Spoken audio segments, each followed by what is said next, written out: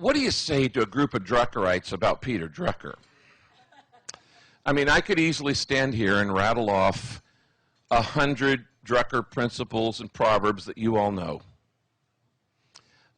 And we all know them because they're all so memorable.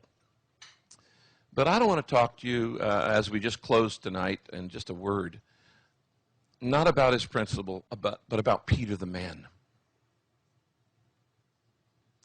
I loved Peter Drucker.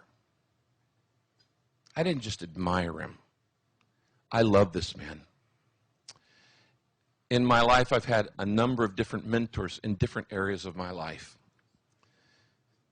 And Peter was one of those mentors. Stephen Lee, pastor of the purpose-driven Hong Kong campus, first met Rick Warren in 2006, quote, because he has heard so much about him during his time working as the CEO of Peter Drucker Academy, the first private company registered in China as a charity organization, unquote. It is this shared love for Drucker that brought the two together. Saddleback Church reported in Bringing Saddleback to Hong Kong, Saddleback Hong Kong is a strategic church because of the connections it has with China. Stephen's years at Peter Drucker taught him many of the same principles and values that Saddleback Church has. Stephen inserts, ordinary people make a difference. Ordinary people do extraordinary things. It comes from Peter Drucker. I am able to agree to this in such short time with only a month of training because I know Peter Drucker in depth. Saddleback Church and Rick Warren stand for the same. Notice that Stephen Lee acknowledges that Saddleback Church and Rick Warren stand for the same thing as Peter Drucker. Lee can say this with such confidence because he knows Peter Drucker in depth. He said it is by Peter Drucker that ordinary people do extraordinary things. The source is admittedly Drucker, not Jesus Christ. Peter Drucker was a truly Renaissance man. He studied widely, he read widely, and he understood society as a whole probably better than anybody of his generation. Certainly was brilliant, but he is often known simply in the area of management and economics, but really he had much more to offer than that. He was a keen observer of society and the impact of demography on society, the impact of social trends on society, the impact of spirituality and religion. And his general consensus attitude was, it all matters. Within the pages of The Essential Drucker by Peter Drucker, we read about how Bill Hybels also utilized Drucker's business practices to design a church that catered to the customer's needs. It says, Willow Creek Community Church in South Barrington, Illinois, outside Chicago, has become the nation's largest church. Bill Hybels designed a church to answer the potential customer's needs. G.A. Pritchard wrote, Willow Creek's strategy has also been discussed in the pages of Fortune magazine and the Wall Street Journal. In the latter, Peter Drucker explains that Willow Creek and its imitators are employing simple marketing ideas. None of these marketing lessons are new. Anyone who has taken a marketing course these past 30 years, or who has read a marketing text, should know them. In Bill Hybels' book, Courageous Leadership, he cites his conversations with Drucker in regard to leadership. In his own words, under a subsection entitled Consulting Mentors about Performance Evaluations, Hybels referred to Peter Drucker as one of the two men who have most shaped my thinking on this issue, next to Jesus. Hybels crystallized his vision for Willow Creek in the 1980s at a dinner conversation with Drucker. Before Leadership Network, aka the Emerging Church, began, its founder, Bob Buford, was also consulting with Drucker. Bob Buford is not only the founder of Leadership Network, but also the founder of the Peter F. Drucker Foundation for Nonprofit Management. Bob Buford has often expressed his deep admiration for Drucker.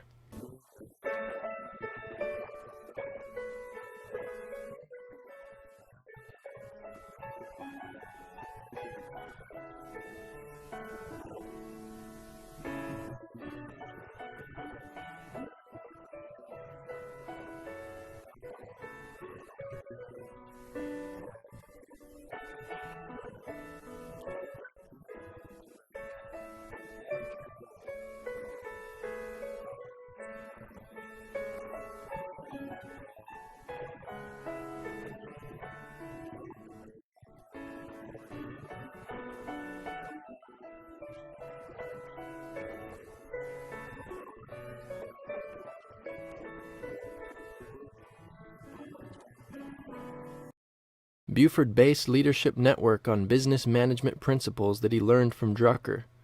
Following Drucker's strategies, Bob Buford only recruited leaders from successful churches as the first customers, worked only with those who were receptive to his goals, and only worked on things that would make a great deal of impact if successful.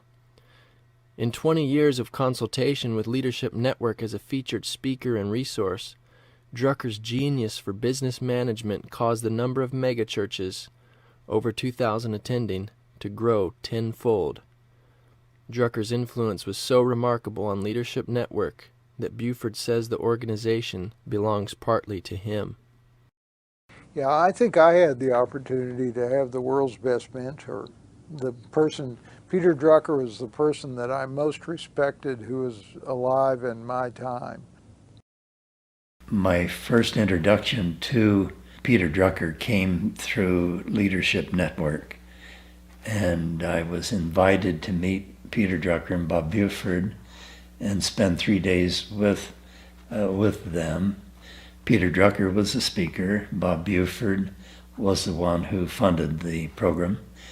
And while there, I met a number of the professors from Fuller Seminary, as well as some young men who had been invited through Leadership Network and Bob Buford to come. There were a couple of our assistant pastors from Calvary Chapel that were there as well. Weren't sure what it was all about. Heard a lot about Peter Drucker and his systems management. I did not become involved with Leadership Network. I just met for that short period of time. Apologist and Pirate Christian radio host Chris Rosebrough interviewed emergent leader Doug Padgett regarding the beginnings of the emergent church. Can you tell us about what Leadership Network is and who Bob Buford is and that kind of stuff to start off with? Yeah, Bob Buford is the funder and originator of a network called Leadership Network. So I was hired to create what they referred to in internal language there as the Young Leaders Network. Got it. And it was young in relationship to the other networks that exist in Leadership Network. I don't think a lot of people really get this, is that you practically handpicked the entire crop of current leaders, both in the seeker-driven, purpose-driven, and emergent movements, all by yourself. You got Tony Jones, Dan Kimball, Mark Driscoll, you've got Rob Bell, Craig Groeschel, Andy Stanley, all of Chris C. Yeah, and a bunch of women. Leadership Network was really instrumental in helping to start Willow Creek as well as Saddleback. Am I correct in that? Well, not the churches, but they were influential in helping them think about creating associations where churches could learn from their particular models. Okay, so like the Willow Creek Association. The Purpose-Driven Association. Okay, and Buford, he was really tight with Peter Drucker, if I'm not mistaken. Yeah, Bob and Peter were personal friends, and Peter Drucker, who's a management guru to some people's mind and a thinker on especially nonprofit management principles, had encouraged Bob to think about investing his wealth in supporting churches, believing that one of the most under-realized and under-examined and under-resourced movements in North America in the 20th century was the advent of the large megachurch, typically in suburbs and sort of non-denominational large megachurches. He goes on to state that the Druckerites, Bob Buford, Bill Hybels, and Rick Warren, formed, bankrolled, and promoted the emerging church much the same way a music marketing company might form and promote a boy band like the Backstreet Boys or NSYNC. Rick Warren also endorsed Leadership Network organizer Bob Buford's book, Halftime, calling Buford a rare individual, and said, "I want every man in my congregation to read this inspiring story." Bob Buford reciprocates admiration to Rick Warren, saying on his official website, "Expect to meet change makers. In the early days of Leadership Network, it was Bill Hybels and Rick Warren. Now these two have enormous self-sufficient teaching ministries on their own.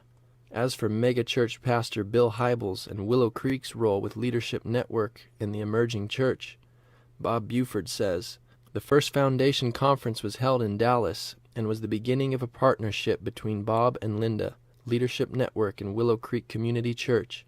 Bob and Linda provided the vision and willingness to underwrite any shortfall. Bill Hybels and the music and drama team from Willow Creek provided expertise in designing messages that hit the heart through a very high-quality blend of the spoken work, music, and drama.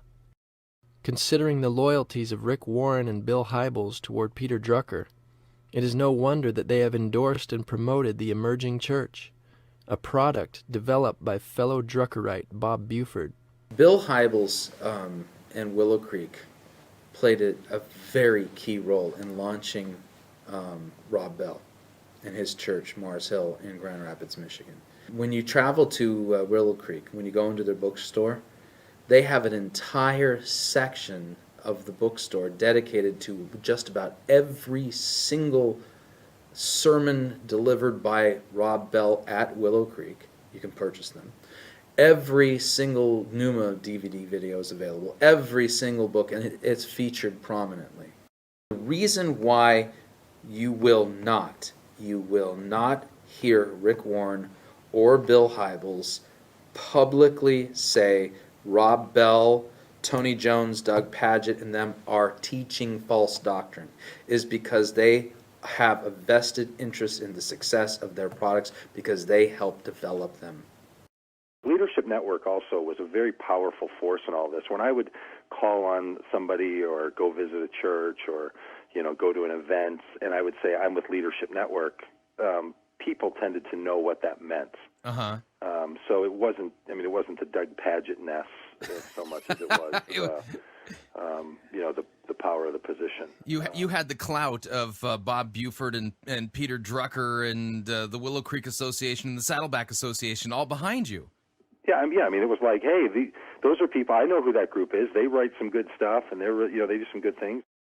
Implementing the secular business practices into the church from Peter Drucker, who was not even a Christian, will inevitably lead to destruction because it is making Drucker's humanistic model the foundation for building and growing the church, whereas the Bible teaches us that the church is built upon the foundation of the apostles and prophets, Jesus Christ himself being the chief cornerstone. Men can follow God's way or man's way in pursuit of church growth. May church leaders hearing this message be encouraged to follow God's way, since it is God's church, and Jesus said, I will build my church.